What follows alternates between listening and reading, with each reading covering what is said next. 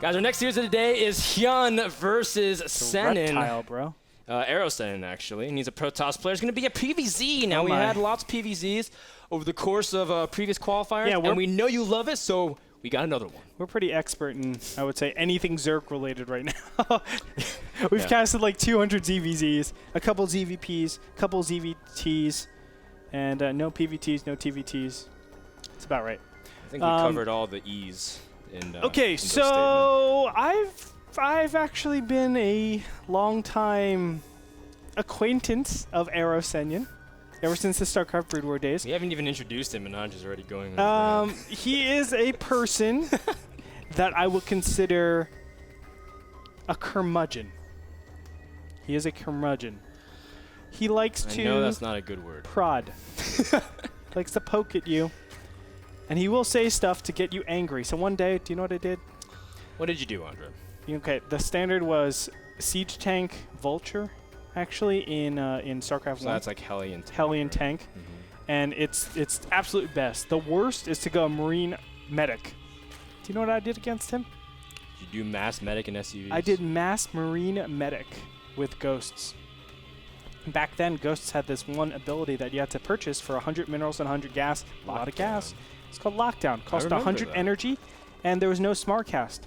I went Marine Medic Ghost against his whole army and locked down all of it.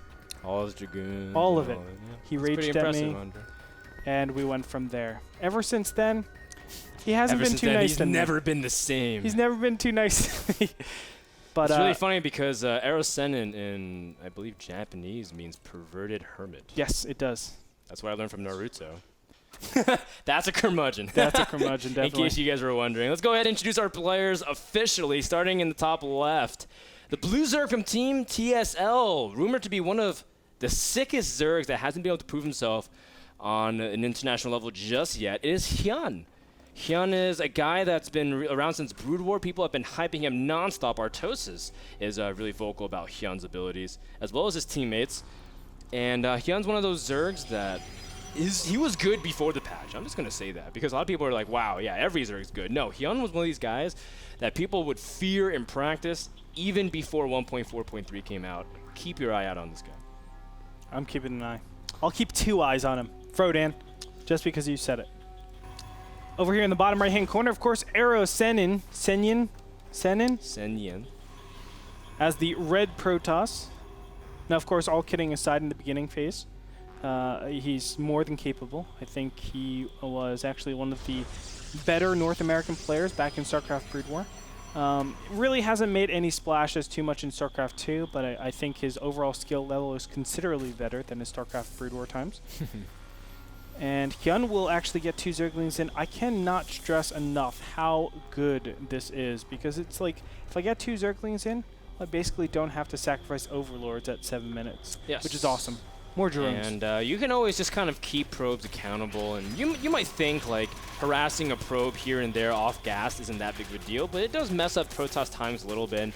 And then it just makes them a little bit uncomfortable with pushing out at certain times. You can see that Arrow Sennin is still very resolute on delaying this expansion. But in the end, Hyun also got 4 additional Zerglings, so he decided not to play too greedy, which I love. And now he's able to get his expansion up at a pretty reasonable time. You know, I've been playing Zerg for quite a bit of time now. Actually, yeah, Andre, you said you're going to wait for me, man, in Season 4, but you know, I've actually not really been playing a lot of Zerg, I just realized. You just said you were playing a lot of Zerg, and now you're saying, you know what? Actually, but it's been, what, like 3 weeks, now right? that you've been reprimanded, you've changed your story. No, honestly, but it's been like 2-3 weeks that I've been playing, right? Yeah, but Andre, you play like an insane amount of StarCraft. I do. To be fair. To be frank. And by insane, I mean you play like as much as several pro gamers. In fact, probably more than a lot of pro gamers. I would not actually say that's correct. It's just, Frodan, take all the time that you play StarCraft and League of Legends, and then put that all into StarCraft. That's what I do. Boom. Boom, headshot. Oh, Andre's trying to call me out here. But you know what, Andre? The idea is that, yes, you've been playing a lot of Zerg.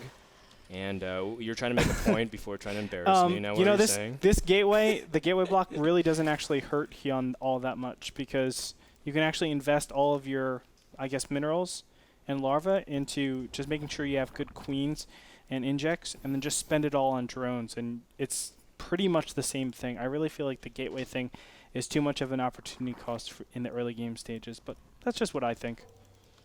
I agree. It's all about the small early advantages gives you enough to kind of pressure in your mid game if you want to go for, you know, the 3 base Zerg aggression, if you want to go for 2 base pressure, if you want to go for like a huge all-in from Protoss. And you can see that Sennin does have his robo placed relatively early before he was able to get any other significant gas units. And he's now starting to add on gateways, and this is all, of course, in the sight of the Zerglings. So how will Hyun choose to respond? He's already doing the right thing, spreading creep at the 3rd, already starting to get up his Roach Warren.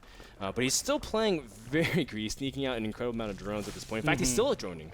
Still droning. He's adding on 5 more drones. That's correct. When you see this this robotics facility, the main thing you're worried about are Immortal pushes, number 1.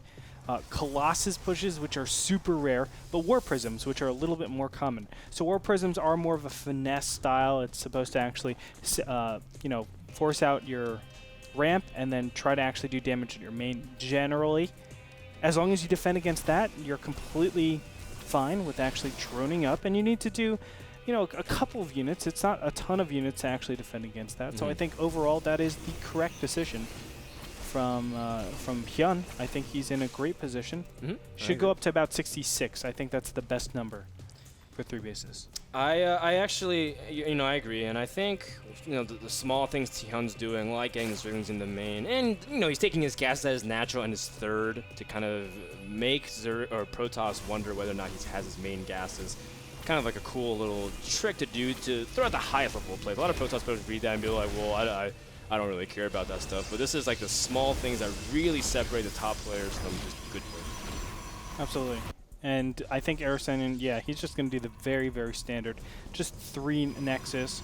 And that's going to actually, okay, Hyun can do 2 different things from here. He can actually drone up again and put himself around, I would say, 80-ish, and then take another base, or he could put a lot of pressure on right now. And I think he's choosing to actually put a ton of pressure on, seeing as he still hasn't claimed his 5th and 6th gas. And also he just unleashed 4 or 5 Overlords, so he's making an incredible amount of supply rooms so that he can put out 10 Roaches and a few Zerglings. And he's also going to try to catch the Protoss army before the wall goes up, but you know what? It might not be enough time. The Zerglings also get in close, but the sentries are putting up emergency force field, and immediate surround on the sentries, and a couple will drop. This is excellent trades for Hyun. The fact that he can whittle down the sentry count to just 5 at this point, and he can even go for more if he really targets them down. Oh gosh, and look at this, another wave of Roaches on the way over, killing that 2nd Immortal, and the 3rd Immortal is going to actually get over here. But this might just be too much. I mean, Frodan, the amount of damage done basically says no matter what, Hyun knows his opponent can't be actually doing any pressure. The Immortal count is down, and there it is, GG. 50 Zerglings in production. Sennin didn't have to take Psychic School in order to know what was coming. He was roasted. Game number 1 goes to Hyun, and that just goes to show you have to be very, very cautious if you play that kind of style. Sentry Immortal, if you're not pressuring, is very, very, very, very precarious situation. Absolutely. If you slip up once, the Zerglings had a small little hole to go past that 1 force field and just got surrounded and lost way too much. And when you only have sentries, they don't really kill stuff that fast.